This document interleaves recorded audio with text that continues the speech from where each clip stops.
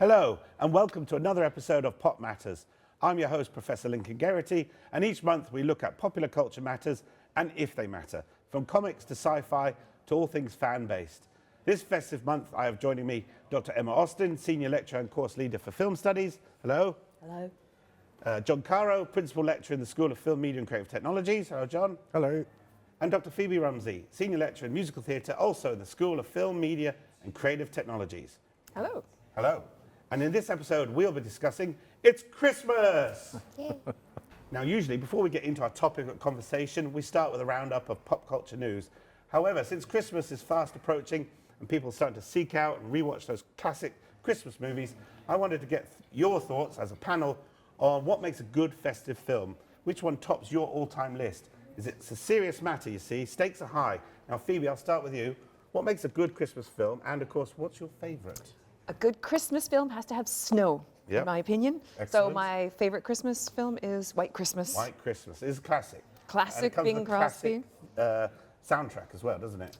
Yes, wonderful soundtrack, wonderful songs. Rosemary Clooney, Vera Ellen, and a great song called Choreography, which has nothing to do with Christmas, but it's a fun number. Yeah. No, and it sort of encapsulates, I guess, American Christmas, that Americana, the sort of white snow, as you said, the sort of cabin. Yeah, as they like go from the big city out to the small little country, cabin, I guess, if you will, with the snow coming down and the red and the little white fur. Yeah, very Christmassy. Yeah, you've got to have snow, so probably not an snow. English story, is it? We don't get snow here. Now, Emma, any disagreements? What tops your top 10 list of Christmas movies? I think the idea of a classic narrative, always people like repetition, they like traditions, and I think we can kind of counter with a text that has a lot of cold, if not a lot of snow, but is set within a city. So I think A Christmas Carol, Charles Dickens, but particularly the Muppets version, I think is the most fantastic version go wrong with a bit that of Muppets. exists. Yeah, Kermit as Bob Cratchit. As Bob Cratchit, yes. And the eponymous Scrooge is played by... You know who it's Yeah. by. Michael Caine. Michael Caine. A fantastic role. But we also have the intervention of Rizzo the Rat and Gonzo the Great playing Charles Dickens. right, This that's lovely kind of authorial role throughout the film. Yeah, talking to camera, there are sort of guides on the sort of Christmas journey. Yeah. Now, John, you worked on a very famous Christmas movie, didn't you?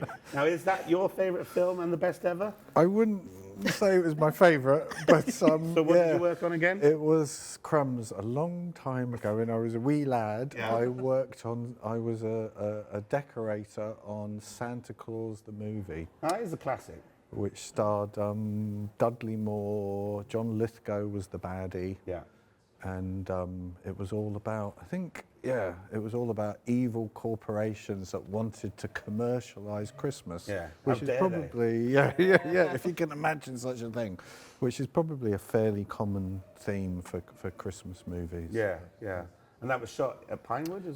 Pinewood Studios. I was, 1984, I think came out in 1985. Yeah. So, yeah. And you said it seems to be more popular here than in the US. Yeah, unfortunately, it didn't do very well globally at the box office, but apparently it has its best sort of box office was in the UK. Yeah. In Britain, it was quite popular. And I think I read somewhere that it's one of the most repeated Christmas films on British television. And John Lithgow, who played the villain, said if he ever meets British people, it's always Santa Claus the movie they want to talk to him about. Right. And it's already been on TV. You said it's already I think been it was on just the weekend. the weekend gone. Yeah. Now, before we get into the main topic of today, Die Hard, Christmas movie or not? I say yes. I say no. No? Why? I don't, What? I don't know, like the feet on the glass, is Oh, that, okay. I don't Well, know. it's ruby red for like Santa's outfit, right? No? No snow in it, though. No snow. A lot of Christmas texts deal with emotional tension, whether that's familial or friendship or community-based. So yeah, I'd say it's a Christmas film. Yeah, because Christmas can be a fraught occasion. Very fraught. And he certainly was having a rough time of it. I'm going to say yeah, and it probably is my favourite Christmas film. So you said Christmas films should have snow. I think they should have blood and machine guns. And high kill count. Violent Nights I liked as well, a more recent one with David Harbour. Oh, that's right, yeah, from Stranger Things. Yeah. So sometimes there is a little bit of horror Christmas crossover, which we'll get to in a bit. But yeah, okay. I like the selection. My favourite is Home Alone, which I think just sums up, you know, Christmas, leaving kids at home to suffer, while parents can escape and go on holiday. I think it sums up Christmas very well. Close second is Gremlins. Yes. Which is, you know, has got tons of snow and a bit of gore, and a bit of blood as well. So thanks for that. Thank you, everyone. So plenty of films and plenty of variety for people to go check out, which takes us nicely to our first of 2 Christmas carols today. Singing Jingle Bells, we have Mark Davenport, Phi Grace, and Robert Barnett with Dr. Adrian Hull on the piano.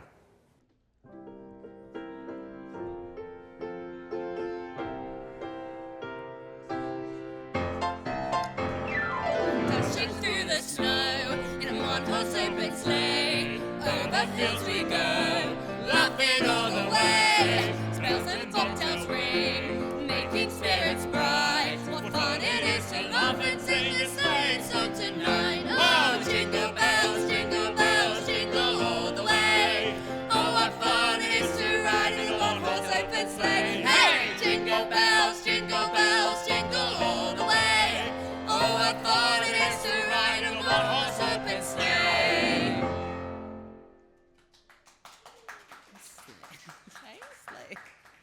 Sleigh, guys. So the festive season is upon us, and over the years, pop culture has responded with copious amounts of advertising, pop tunes, movies and TV.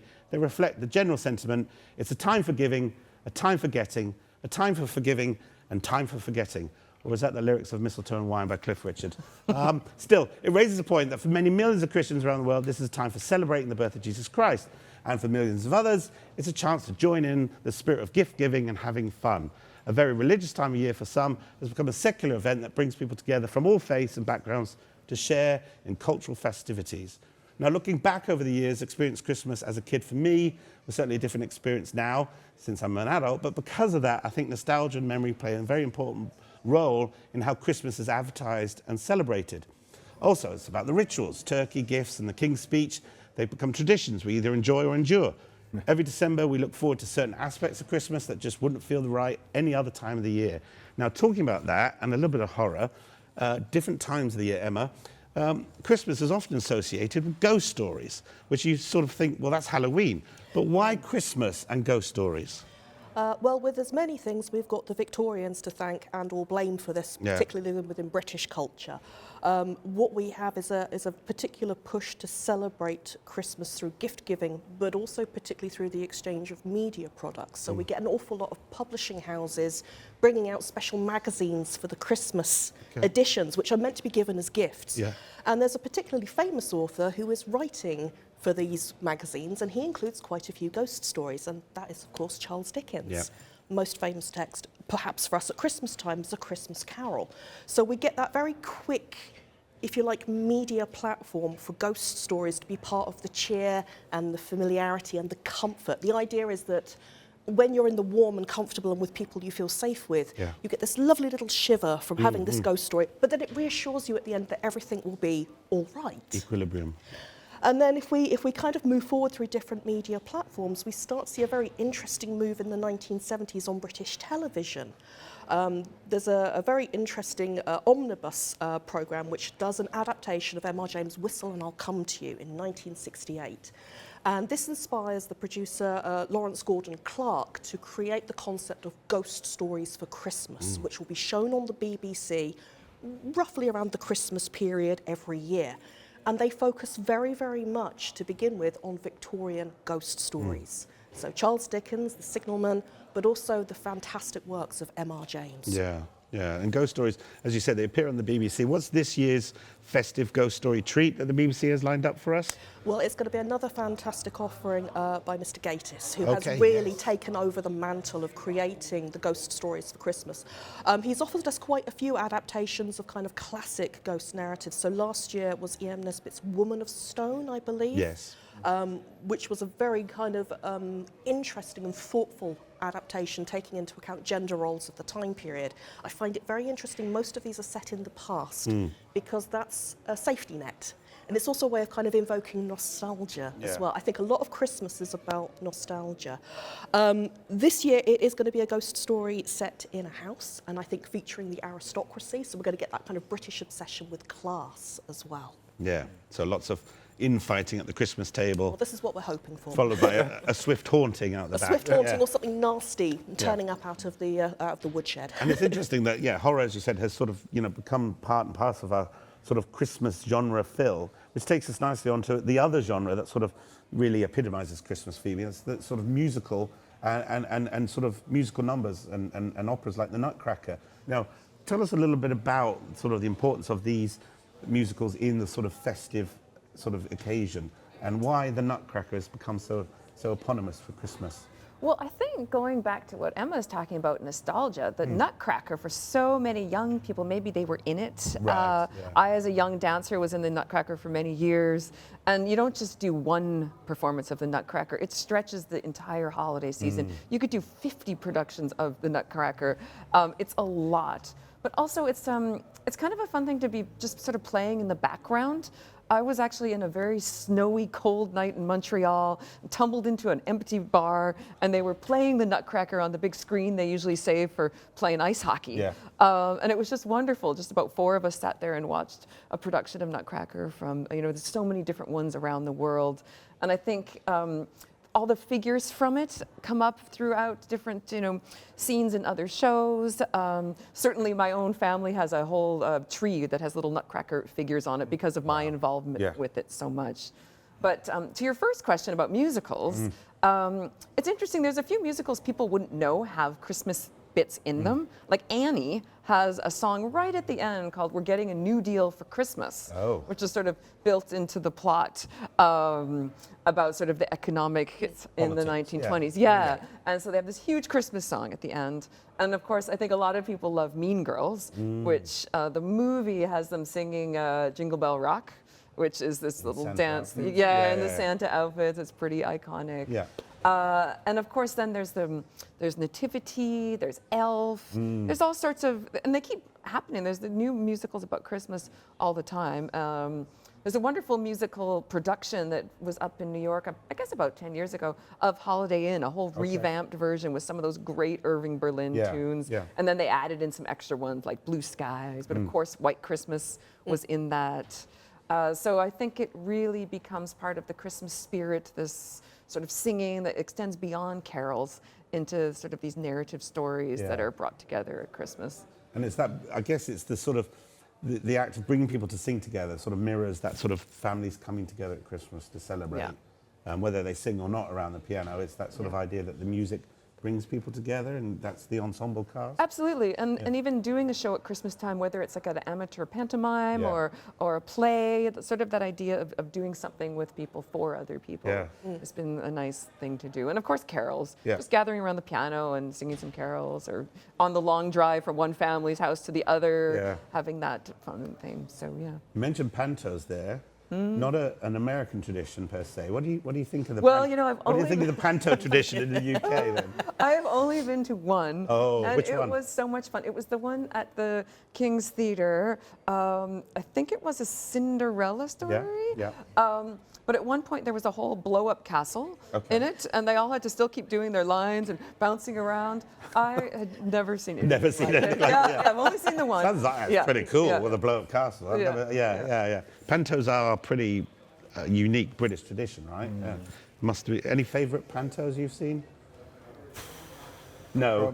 No, when I was a kid, I remember being dragged off to see Dragged to a panto. and cowering because I was always afraid I was going to get dragged up onto stage That's true, or something and yeah. have to interact with people.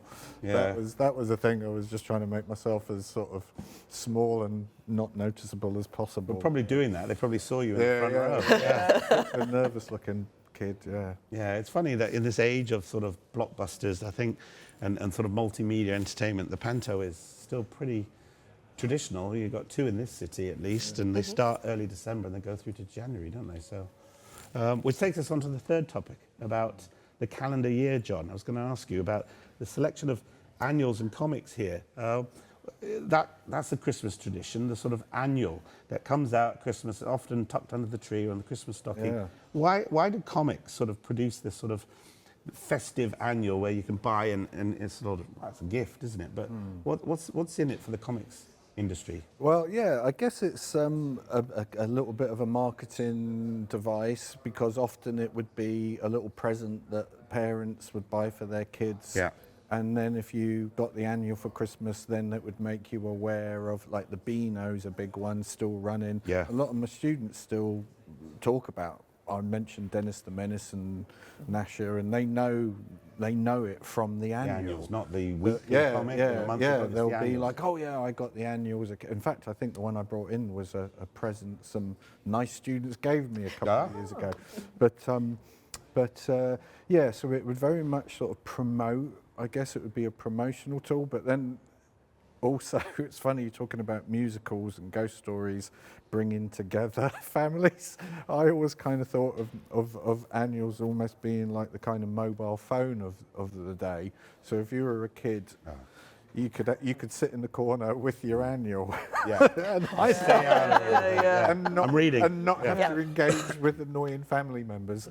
And it would do things like, so not just the kind of stories, not just the kind of comic strips, but there would be puzzles and trivia and features and games and features. So there was all these little, spot the difference, all these kind of little competitions and things. So I can remember as a kid, if things were getting too much, I'll have to read my annual. You could just kind of, up would come the annual.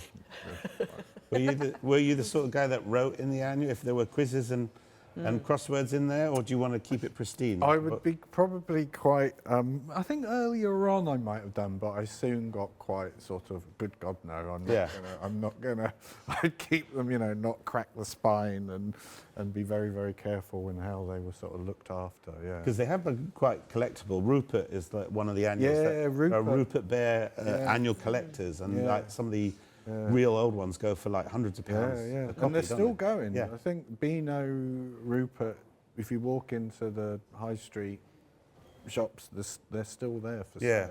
T.G. Jones, as they say. T.G. Jones, not W.H. Smith. Yes. It's, for me, it's like, the Star Wars, there's Lego, that comes with a free bit of Lego now.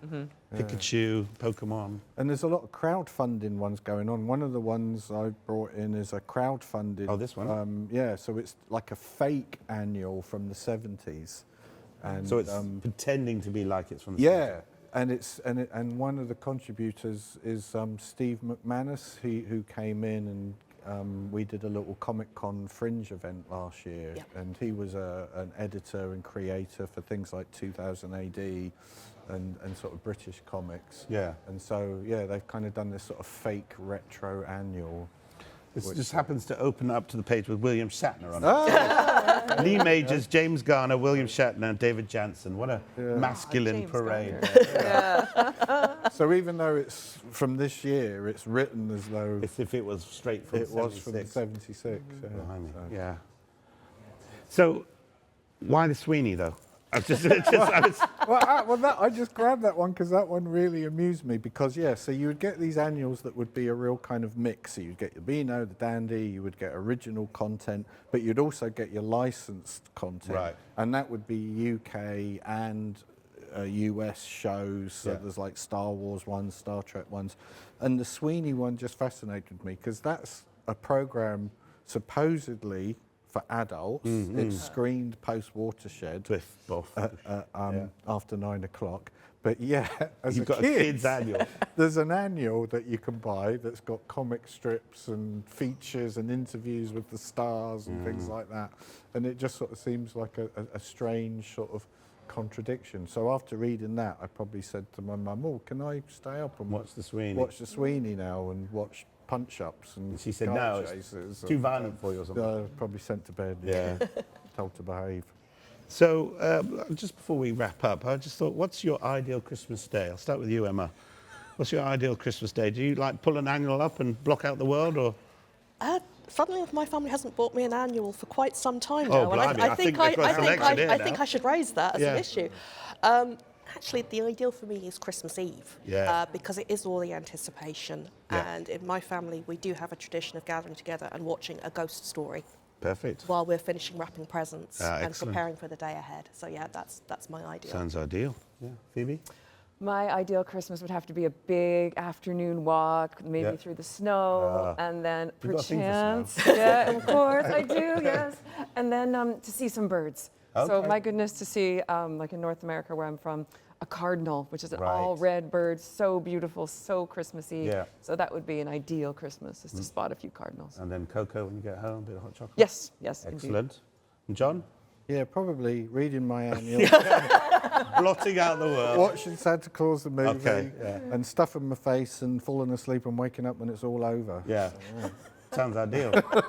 Problem is we couldn't share that because of course we're antisocial. Yeah. So what about you, Lincoln? Turkey, Christmas dinner, King's speech as it is now, you know, the return. I remember, you know, actually getting away for Christmas. So like, you know, maybe a bit of a hotel vibe. You know, you don't have to worry about cleaning up after yourself. Yeah.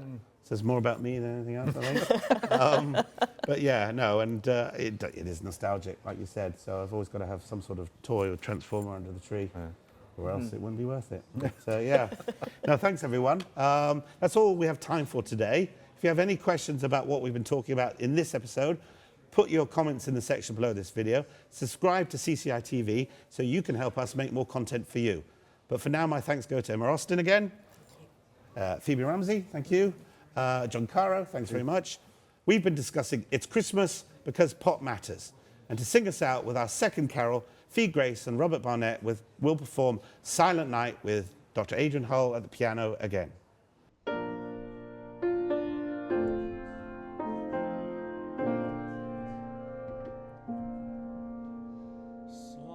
Silent night, holy night, all is calm, all is bright, round yon virgin mother and child, holy